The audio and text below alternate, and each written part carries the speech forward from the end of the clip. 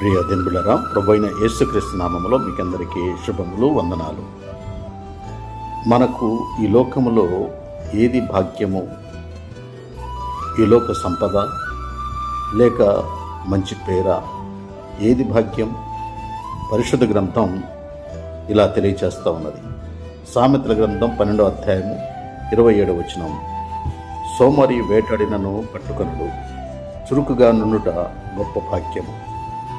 దినవృత్తాంతుల 2వ గ్రంథం 9వ అధ్యాయం 7వ వచనంలో షేబాదేశపు రాణి సొలొమోను జ్ఞానమును గూర్చి విని కన్నులారా చూచిన తర్వాత అతని సేవకులకు అతని ఎదుట ఎల్లప్పుడూ అతని జ్ఞాన సంభాషణ వినే అవకాశం లభించుటను బట్టి నీ సేవకులు ఎంత భాగ్యవంతులు అని అన్నది.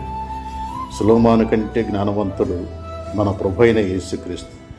ఆయన సముఖమున ఎల్లప్పుడూ ఆయన జ్ఞాన సంభాషణ వినువారు మరీ భాగ్యవంతులు కారా? ప్రసంగి 5వ అధ్యాయం 18వ వచనంలో దేవుడు తనకు నియమించిన ఆయుష్కాల దినములన్నీ ఒకడు అన్నపానములు పుచ్చుకొనుచు తన కష్టార్జితమంతటి వలన క్షేమముగా బ్రతుకుచుండుటయే, ఇదియే వానికి భాగ్యం. కొరింథీయులకు రాసిన 2వ పత్రిక 9వ అధ్యాయం 10వ వచనం, ఒకడు పూర్ణ ఔదార్యమును కలిగి ఉండుట, అది అతనికి భాగ్యం.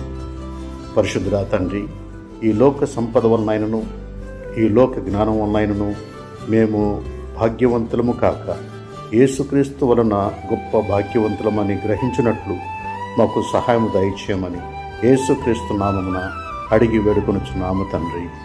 ఆమేన్.